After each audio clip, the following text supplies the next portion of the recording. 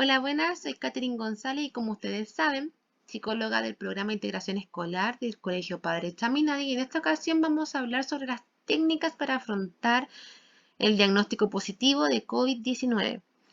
¿Por qué vamos a tocar este tema? Si ustedes se han dado cuenta, en realidad todos nos hemos dado cuenta, creo yo, si es que vemos las noticias, estos últimos días ha habido una subida exponencial de las personas que están contagiadas con COVID. Eh, y es una realidad.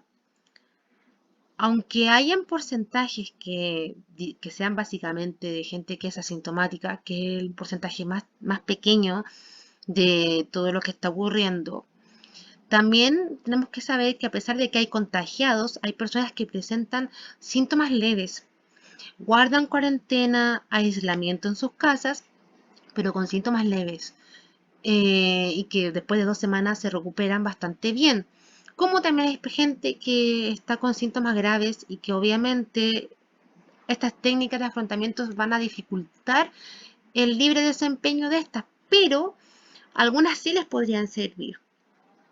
Lo otro es que claramente este video es para el colegio, para nuestro colegio. Sin embargo, si ustedes conocen a una persona que esté enfrentando el COVID con aislamiento en su casa, no duden en pasarle este video. Acá van a haber herramientas que nos van a ayudar a nivel psicológico, de salud mental, como corresponde lo que es el COVID-19, afrontarlo obviamente, técnicas, herramientas. Sin embargo, si ustedes se dan cuenta que estos síntomas, estos malestares en lo que se refiere a salud mental son muy crónicos, se recomienda ir a un especialista.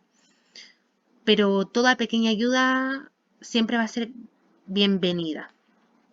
Entonces vamos a proseguir. Estas, como dije recién, son herramientas de choque. Son técnicas para ostentar directrices generales sobre el afrontamiento del diagnóstico. Son herramientas que ayudan, que son de utilidad para las dolencias de las personas que reciban el positivo en el diagnóstico del COVID-19. Sin embargo, tengo que enfatizar en todo momento que estas son estrategias genéricas y que no son exhaustivas para casos aislados que requieran una atención personalizada. Que ahí fue cuando les dije que tenían que ir a un especialista, que en este caso sería un psicólogo, y si fuese necesario, a un psiquiatra. La primera herramienta para poder afrontar esto es el control de los pensamientos irracionales. Acá tenemos ejemplos de lo que son los pensamientos racionales. Uno, voy a morir, me ingresarán a la UCI, soy más débil que los demás, no lo voy a superar. Mi caso será uno de los más graves. ¿Qué son? Bueno, para poder entender mejor lo que es un pensamiento irracional y de dónde vienen estos ejemplos que le acabo de mencionar, hay que saber que esta es una idea de índole negativa, no basada en la realidad, que suele adquirir matices dramáticos y exagerados.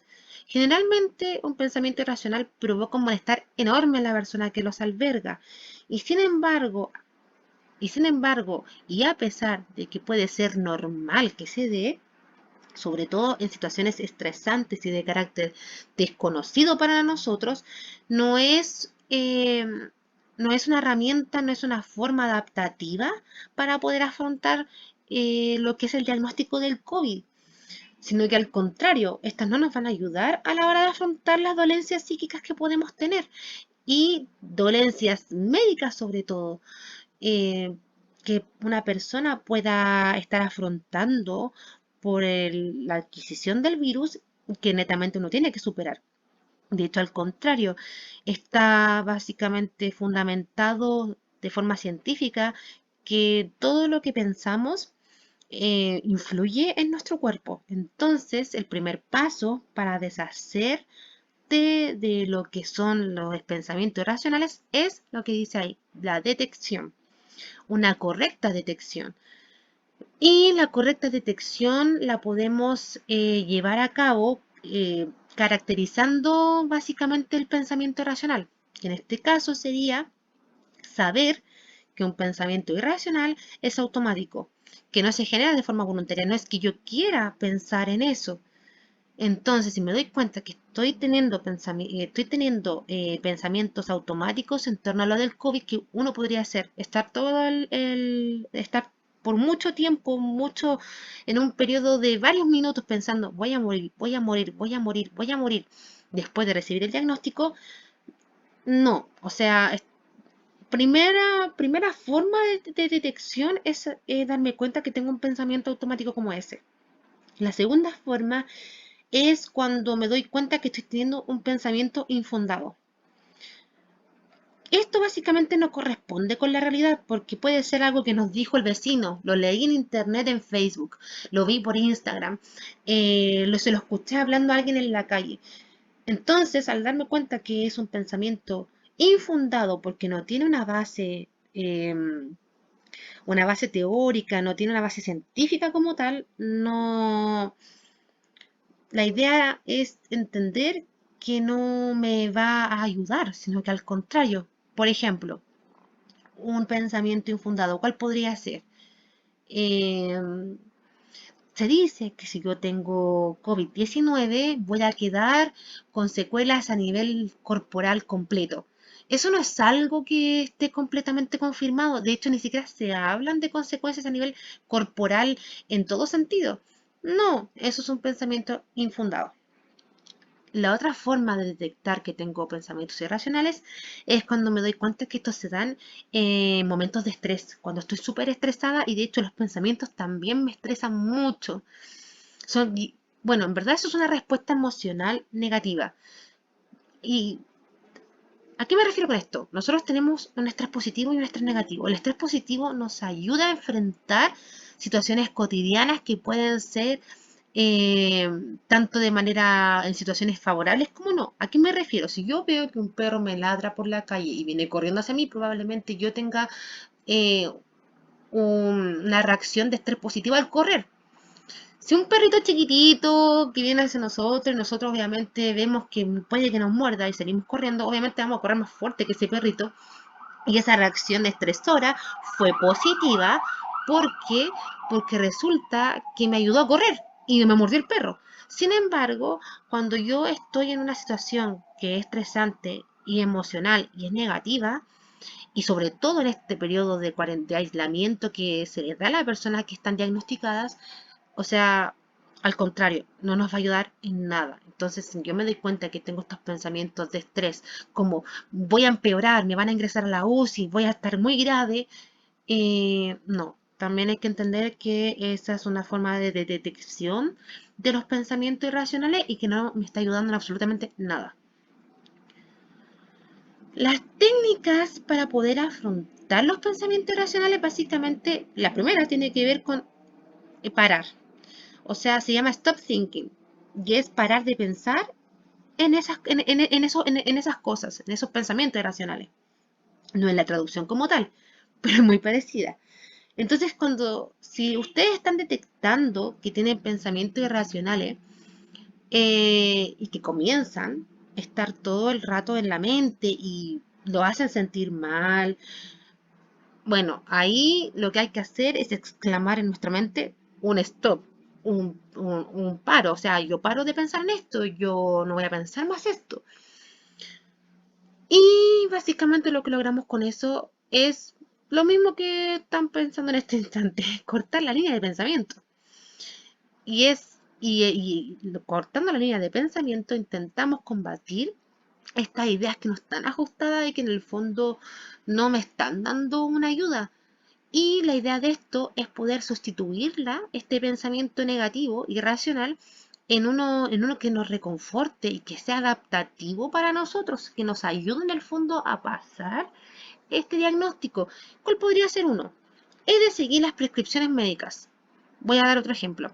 Si yo sigo las prescripciones médicas, no tendrían que ingresarme a la UCI, sobre todo si no estoy presentando síntomas graves, sino que leves y estoy afrontando el COVID en aislamiento en mi casa.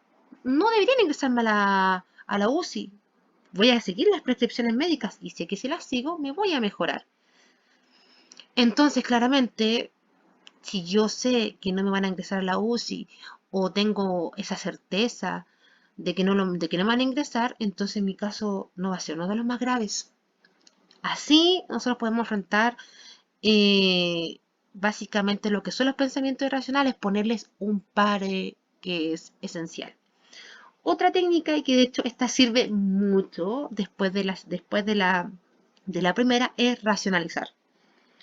O sea, si estoy teniendo un pensamiento irracional, básicamente tengo que empezar a usar el pensamiento analítico. ¿A qué me refiero con eso? Tomo esta idea que tengo, este pensamiento irracional, lo sopeso y veo si este pensamiento realmente me ayuda y es verdad, y cuánto de esto que estoy pensando no es verdad y no me ayuda. Por ejemplo, soy más débil que los demás y no lo voy a superar. ¿Yo de verdad tengo certeza de que eso va a ser así? No, no tengo certeza de que voy a ser así. Entonces empiezo a racionalizarlo. Sí, puede ser que yo ya tenía alguna enfermedad antes que me tuvo un poco delicado, pero esa enfermedad no necesariamente tiene que estar ligada a la experiencia que voy a tener con el diagnóstico del COVID. No, de hecho puede ser incluso mejor. Entonces tenemos que empezar a racionalizar. O lo otro, si yo sé que no tengo una enfermedad que en el fondo pueda empeorar mi situación, entonces no voy a ser el más débil y lo voy a superar. Otra herramienta es la gestión de las emociones negativas. Aquí las respuestas emocionales ante el diagnóstico básicamente son las que salen ahí. Esas son las respuestas emocionales que se pueden dar cuando nosotros nos diagnostican enfermedades que en el fondo sabemos que pueden ser peligrosas, que en este caso sería el diagnóstico del COVID. Bueno, siguiendo la línea que sale ahí, una respuesta es la hipotimia. ¿Qué es la hipotimia? Es un estado de ánimo decaído, bajo. Esto se está triste, se está afligido. Sin embargo, no es una depresión clínicamente diagnosticable. Pero sí puedo sufrir hipotimia si yo me veo ante una situación que es compleja y que básicamente me trae incertidumbre. Lo otro es la ansiedad. La ansiedad también es algo que hemos dicho anteriormente en en otros videos y diapositivas, pero para que ustedes sepan, la ansiedad es un estado de tensión elevada, preocupaciones constantes, nerviosismo, irritabilidad. No estamos hablando del trastorno, estamos hablando de la ansiedad como síntoma y es muy normal que se dé como respuesta emocional cuando nos diagnostican con el, por ejemplo, con cosas como el COVID, más aún por la situación que está ocurriendo a nivel mundial. Otro síntoma es la irritabilidad. La gente suele ponerse hostil, poco receptiva a la crítica e incluso a la no crítica, o sea, a aquellos pensamientos positivos, ¿verdad? Entonces una persona con irritabilidad es difícil de consolar. Y también otra respuesta emocional ante el diagnóstico. Y esta también es muy habitual, que es el aplanamiento emocional. Eh, Limita mucho lo que es la expresión emocional como tal. No responde adecuadamente a las estimulaciones ambientales. Es una persona que está perpleja, que no sabe cómo reaccionar ante esta noticia. Entonces, básicamente, por mucho que uno quiera ayudarle y por mucho que uno quiera estar ahí, por mucho que reciba apoyo médico, ¿qué hago? ¿Me puedo morir? O quizás no me muera, pero no sé qué hacer. Eso. Y todos los estímulos que puedan llegar casi que nos hacen indiferentes, porque no sé cómo afrontar la situación. Y la otra es el enfado. Bueno, ahí dice irritabilidad, no es el enfado, que es una reacción rabiosa y exagerada ante una situación que se valora como negativa. Es normal que la gente se enfade y de hecho usualmente cuando la gente se enfada ante un diagnóstico como este, casi como que muchas veces se tienden a culpar a sí mismas y eso es lo que menos sirve en ese momento. Tenemos que entender que estamos todos susceptibles ante esta enfermedad. Entonces, más allá de que sean emociones básicamente normales ante lo que acontece, ¿verdad? Y que se tengan pensamientos irracionales e emociones negativas, una de las mejores formas de poder afrontar bien esto, básicamente, gestionarlo de buena manera, uno es técnicas que de hecho vimos en el video anterior, y ustedes las pueden utilizar, de hecho. Pero sabemos que las personas que tienen COVID suelen presentar una limitación en lo que es la respiración, se ahoga más fácil. Así que si no pueden hacer lo que son las respiraciones controladas, podemos ir a otras técnicas. En cambio, si podemos hacer una respiración controlada, que sería la técnica número 1, intentémoslo. Inhalemos lentamente, inflamos nuestro pecho lo más que podamos los pulmones, mantenemos lo que más podamos sin sobreexigirnos y soltamos lentamente ese aire. Eso ayuda a controlar mucho eh, síntomas como la ansiedad, como la irritabilidad, como el enfado. Y otra técnica que también ayuda mucho y que tiene que ver mucho con la imaginería, que es utilizar imágenes, es la meditación.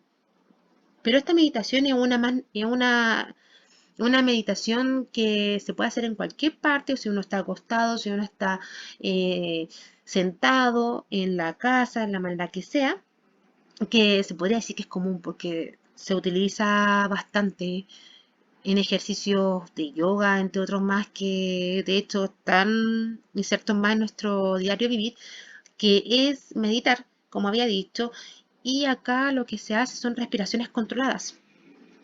Se empieza con respiraciones controladas como las que le acabo de dar y después cuando una persona ya está relajada, se empiezan a evocar imágenes placenteras, sonidos placenteros, tranquilizadores, por ejemplo, como la playa, la arena, un bosque, el olor a tierra húmeda, rememorar esas cosas, estar cerca de un lago, todas esas cosas nos van a servir para distanciarnos de la situación que estamos viviendo y que nos produce todas estas respuestas emocionales que obviamente son adversas. Y el otro es el uso de actividades placenteras como tal. Ah, en las técnicas de meditación podemos usar música calmante. Eso nos va a ayudar mucho y no solamente a estar más relajados para meditar, sino que incluso nos va a ayudar a evocar de una manera mucho más espontánea lo que son las imágenes placenteras y tranquilizadoras, los sonidos e incluso llegar a sentir ese olorcito a tierra mojada que nos puede gustar.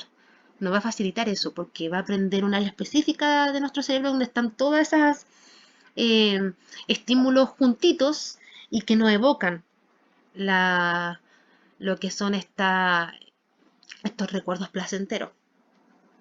Lo otro, ahora sí la tercera técnica es actividades placenteras. O sea, si yo puedo, porque tengo síntomas débiles, hacer cosas que me gustan y me sean placenteras y me traigan emociones positivas, hagámoslas. Puede ser desde hasta un videojuego, hasta leer un libro, hasta pintar y hasta escuchar música. Todo lo que nos traiga placer y emociones buenas, hagámoslas. Otra forma de afrontar lo que es el diagnóstico y para que tengamos herramientas como tal, básicamente es cuando tenemos un insomnio episódico. También hemos hablado de esto. El insomnio, de lo que es el insomnio que se puede dar por factores de estar en cuarentena, de estar en aislamiento social. Nosotros somos seres sociales. Entonces, cuando cambiamos tan bruscamente, como le he dicho anteriormente, nuestro estilo de vida, eh, inherentemente podemos tener insomnio, ya que básicamente estamos más vulnerables, tenemos una combinación de pensamientos, de emociones sobre lo que fue el diagnóstico positivo. Entonces, ¿qué empieza a suceder cuando se presentan estos insomnios? Básicamente son manifestaciones. Les voy a describir las manifestaciones que se dan para entender más o menos cuando yo tengo insomnio, que aparte que lo simple del insomnio es no dormir, ¿verdad? Ese sería como la respuesta automática. Sin embargo, también tenemos distintas manifestaciones de lo que es el insomnio. Y una de ellas sería la dificultad para iniciar el sueño. Por ejemplo, me voy a quedar dormido y antes de dormir empiezo a tener apariciones de los problemas, empiezo a pensar, empiezo a sufrir lo que son las emociones negativas Y bueno, eso va retrasando lo que es el sueño como tal, el poder dormir profundamente. Segundo, dificultad para mantener el sueño. Acá, uy, disculpen, acá básicamente se da cuando yo en la noche despierto varias veces y después me cuesta conciliar el sueño.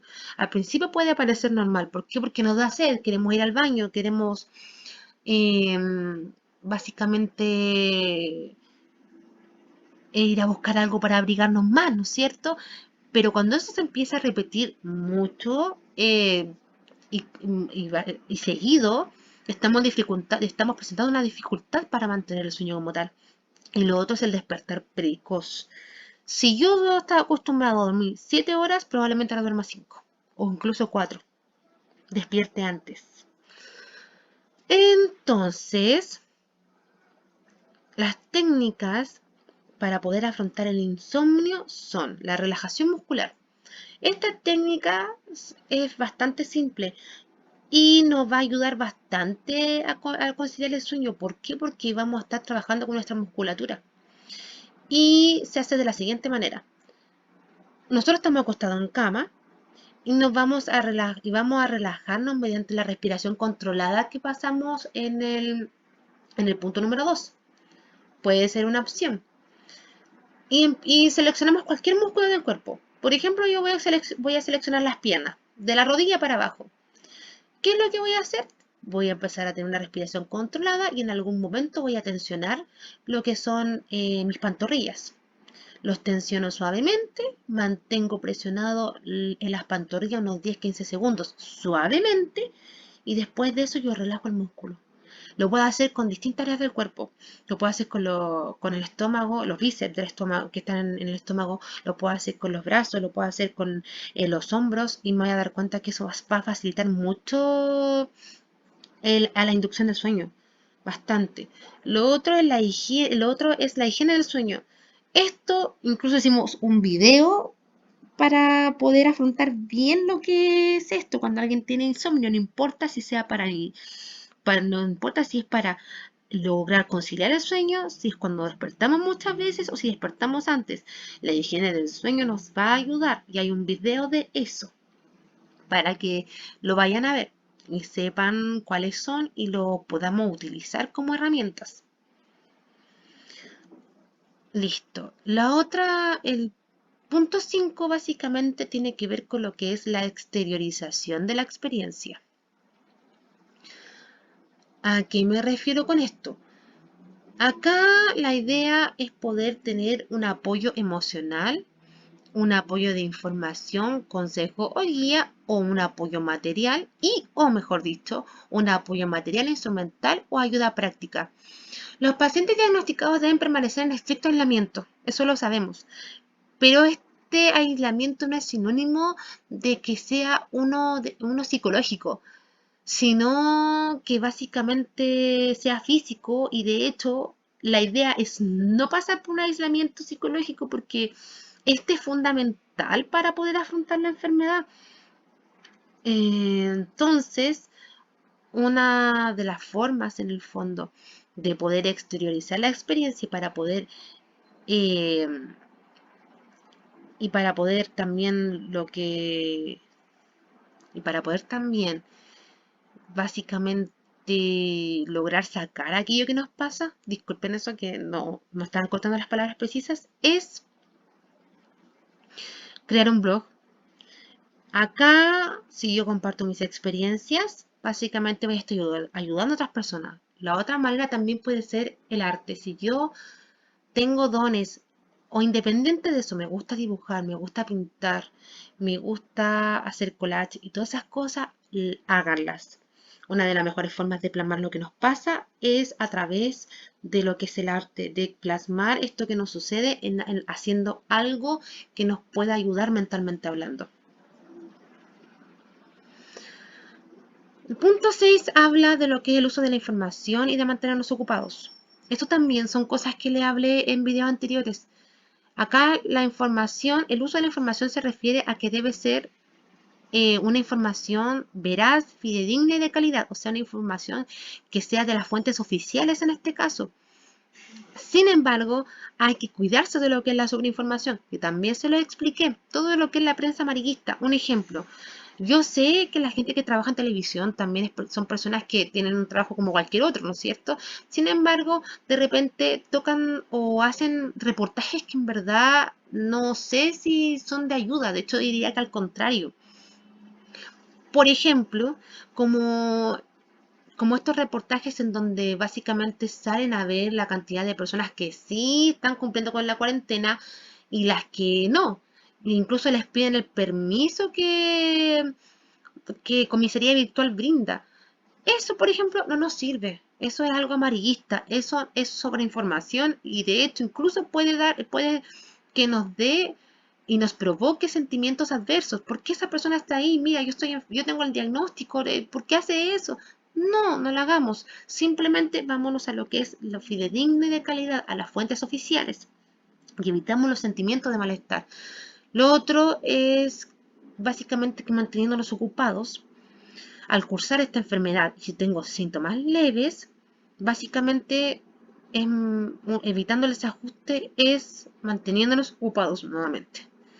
Y eso se da haciendo actividades que nosotros queremos, que ahí es donde están las técnicas que le digo yo. Las técnicas tienen que ver netamente con todo lo que hemos visto también en los otros videos.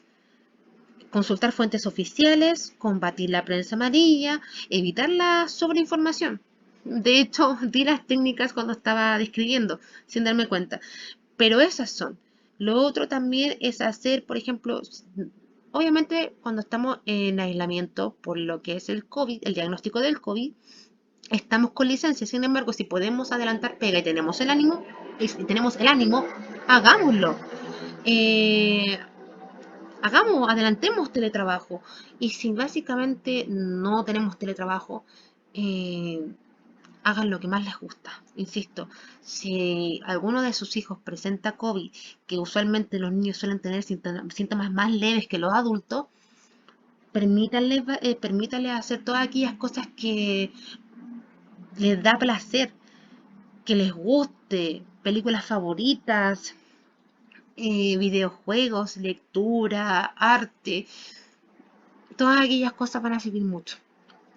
Lo otro es la gestión de las expectativas sobre la enfermedad y la recuperación. Una expectativa es una esperanza y o valoración de las posibilidades que existen sobre la consecución de uno o múltiples objetos vitales. A ver, ¿a qué me refiero con esto? Que, por ejemplo, aquí tenemos 4 ejemplos nuevamente. Uno es voy a curarme en 2 días. 2, no me curaré nunca. Seguro que mi salud, seguro que mi estado de salud empeorará rápido. Tardaré más que el resto en recuperarme. La verdad es que esto no nos va a servir nada, porque son expectativas. A ver, están las que son las expectativas reales versus las expectativas surrealistas. Estas son expectativas surrealistas. Estas no son expectativas que nos van a llevar, en el fondo, a tener una valoración correcta de lo que es la enfermedad y la recuperación como tal. Al contrario, de hecho, no van a ser vitales para nosotros. Que ahí es cuando, por eso puse expectativas versus expectativas surrealistas, porque si yo tengo una expectativa real que sería, de aquí a 2 semanas me voy a sentir mejor, pero tengo que cuidarme porque no quiero volver a recaer ni enfermar a otras personas.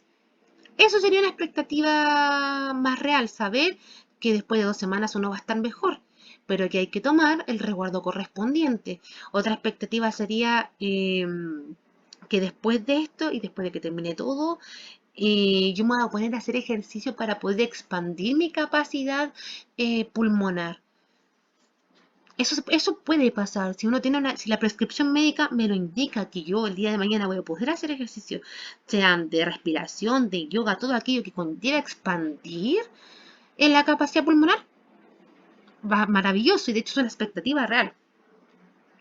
Las técnicas para esto son, la técnica, mejor dicho, para esto es hacer un listado de lo que son las expectativas y las valoraciones. Por ejemplo, ahora aquí que tenemos claro lo que es una expectativa real versus una surrealista, que son los ejemplos que están aquí nuevamente, Lo que hay que hacer es formulemos nuestras propias expectativas y básicamente que éstas estén adecuadas a lo que es la realidad de los hechos.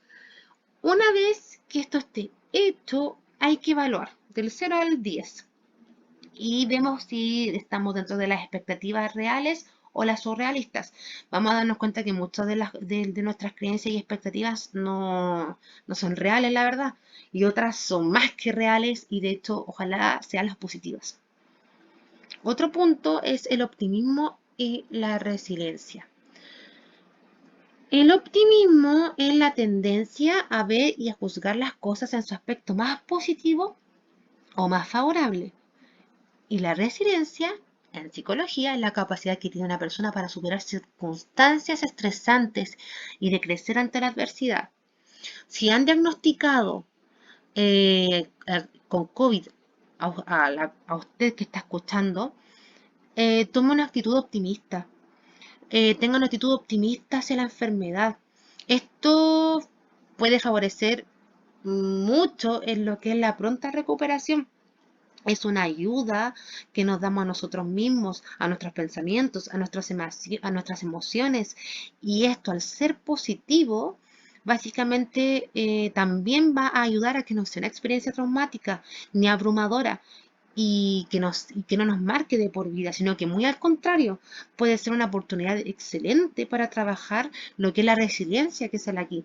El optimismo me va a llevar a estar bien, a que la experiencia no sea traumática y aparte me va a llevar a ser resiliente.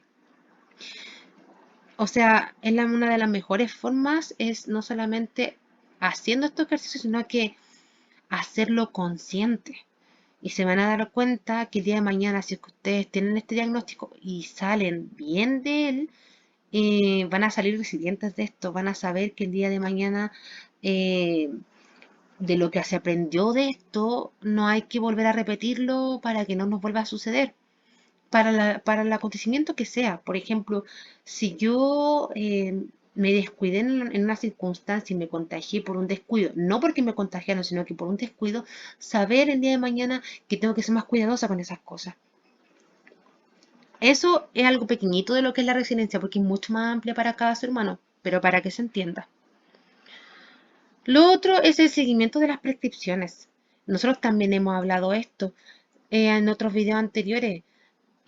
Todo esto no solamente ayuda en lo que es en nuestro caso particular, sino que también ayuda a todo lo que es el personal sanitario como tal, que ellos también están afrontando en este momento mucho agotamiento, mucho estrés.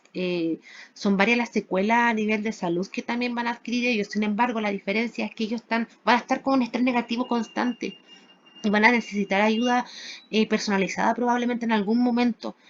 Aquí para nosotros va a ser mucho más factible poder usar estas herramientas que le estoy dando. ¿Por qué? Porque vamos a estar en nuestras casas, idealmente. Y vamos a tener la tranquilidad de no estar en un hospital en donde obviamente quizás no vamos a tener la atención que corresponde. O sea, la vamos a tener, pero no van a estar todo el rato pendientes solamente de nosotros porque van a haber más personas que van a tener el mismo diagnóstico que nosotros. Entonces, seguir las prescripciones médicas son fundamentales y son las que están acá. Pónganle un stop al video y léanlas, que son básicamente las mismas que ha dado el gobierno acá en Chile, como las externas en otros países, las internacionales son las mismas. Entonces, la idea es que ustedes sigan las prescripciones médicas. Y por último, si todo esto que hemos hablado en estos 30 y tantos minutos no es suficiente, busquemos asesoramiento profesional. Eh, la verdad es que no todos tenemos la misma capacidad para hacer frente a los retos psicológicos que se nos puedan presentar y esto nos puede conllevar a una enfermedad. Entonces, si nos damos cuenta que todo esto nos cuesta demasiado, busquemos un especialista, busquemos una persona que nos dé una ayuda especializada y personalizada. Es fundamental. Eh, yo sé que quizás o sea, yo sé que quizás muchos van a pensar que no están los medios, pero si ustedes se ponen a buscar, y de hecho voy a ver para darles este dato en el siguiente video, Yo sé que hay ayudas personalizadas para el enfrentamiento del COVID de forma gratuita. En este momento todavía no he logrado conseguirme de las asociaciones como tal, pero lo sé. Así que me comprometo en algún próximo video, sobre todo en el siguiente, a dejarle esta información. Y ánimo, ánimo. Ustedes saben que si tienen el diagnóstico y lo afrontan en su casa, van a estar bien. La idea es poder lograr entender que nosotros también somos pieza clave en lo que sucede en nuestra cabeza, ¿verdad? En nuestro pensamiento. De repente nos pasa mucho que dejamos que nuestra mente divague y pasan todas estas cosas negativas de las que le he hablado y la idea es que no, que tengamos el control de eso y también ser responsables en reconocer cuando no podemos, que yo siento que esa es la clave. Así que mucho ánimo, que estén muy bien, lo mismo, cualquier cosa me lo dejan en los comentarios. Disculpen si el video fue muy largo, pero era necesario porque lo que estamos viviendo en este momento, la verdad, era necesario. Es muy necesario. Así que muchas gracias y que estén muy bien. Ustedes, sus familias y todos sus conocidos.